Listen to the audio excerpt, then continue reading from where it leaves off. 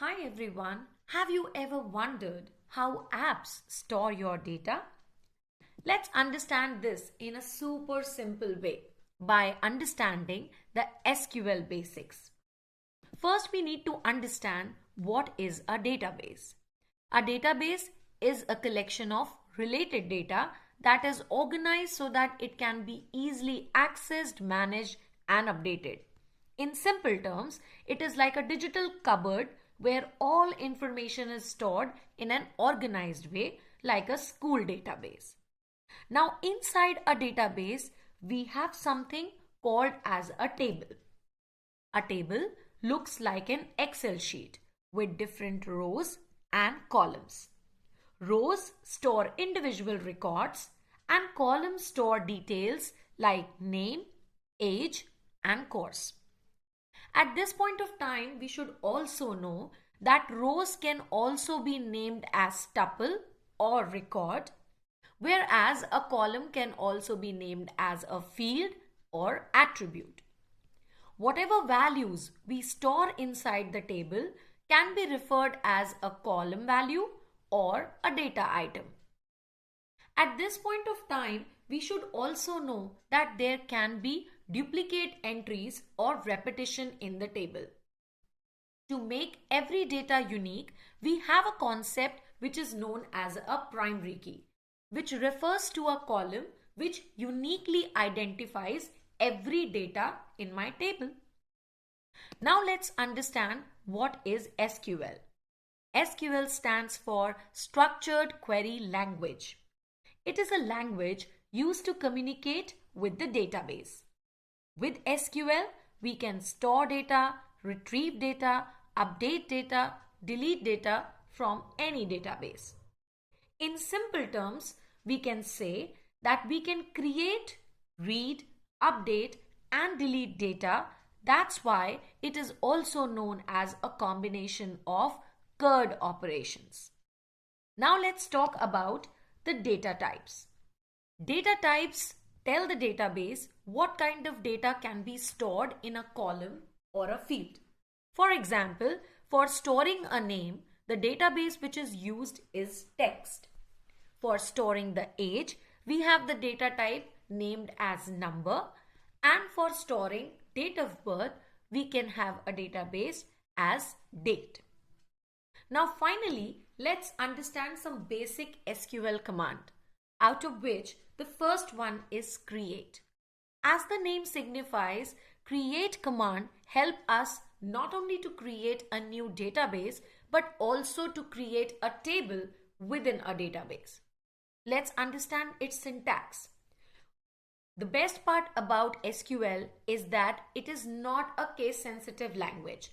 Whether you write the commands in capital letter or in small letter, it accepts the command in both of the ways.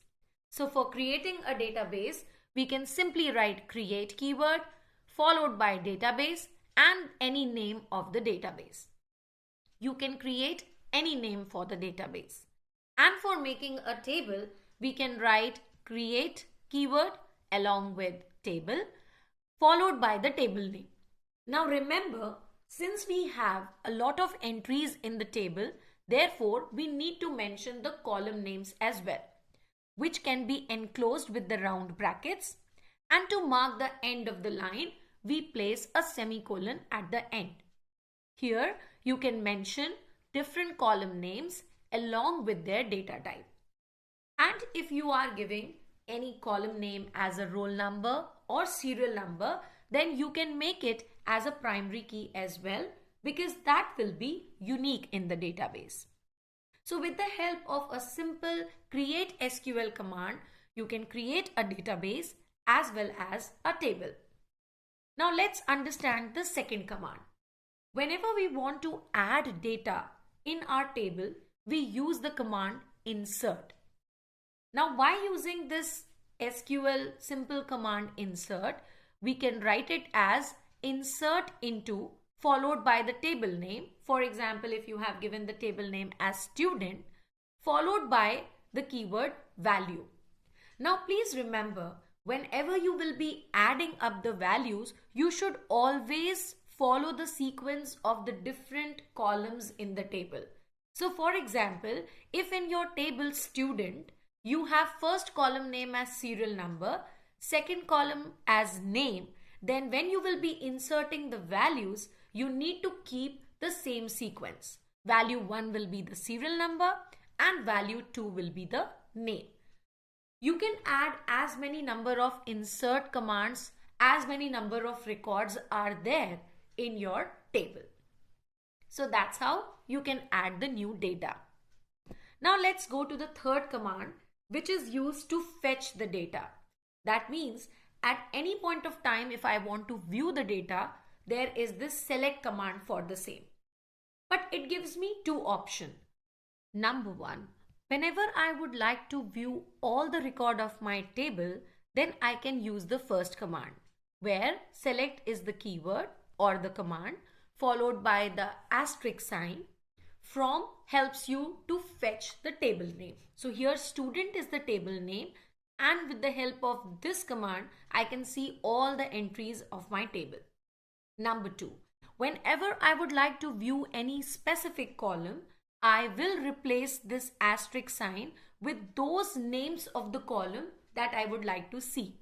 So select, name and age are the two columns or fields that I would like to see in the output from the table student. That's how I can anytime see any specific data that is required by me. Next, whenever I would like to apply any filtering, I can use where SQL command, where I can just see any specific data. For that purpose, there are two examples here. Select asterisk from student, where student is my table name, where all the students of age 14 will be the output of this particular command, where I am putting the condition as age column having age as 14.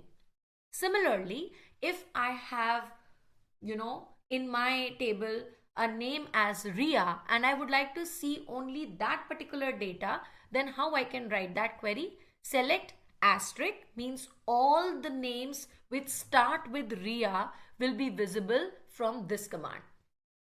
So that means where command helps me to apply a condition on any of the column, whether it is age or name, specified with the specific data that I am looking for. In name it is Ria and in age it is 40. Now let's talk about sometimes after the filtration we would like to update or modify my table as well. So for that I have SQL command update followed by the name of the table. So student is the name of the table. Set command helps me to fix any data that I want to replace, and where is telling me that where I need to change this data. So where my roll number is 1, in that particular row, go to the age column and change the age to 15. That's how it works, and that is the pattern how we write. So first we write the update command followed with the set keyword followed with the where keyword to understand at which particular row I want to make the change. Now finally, after the updation, I sometimes also need to delete any entry. So for that, I use delete SQL command followed by the name of the table, which is student, where the roll number 2, that particular row will get deleted. So if any particular row I want to delete, I can use the delete SQL command. And at last, sometimes if I would like to drop or delete the entire table, then I use this command. Drop table followed by the name of the table. This helps me to delete the entire data and the table together with this single command. I hope that you will be able to understand the basic commands, and if you like the video, kindly like, share and subscribe for more videos. The second part of this video will be implementation of these particular commands. Thank you for watching.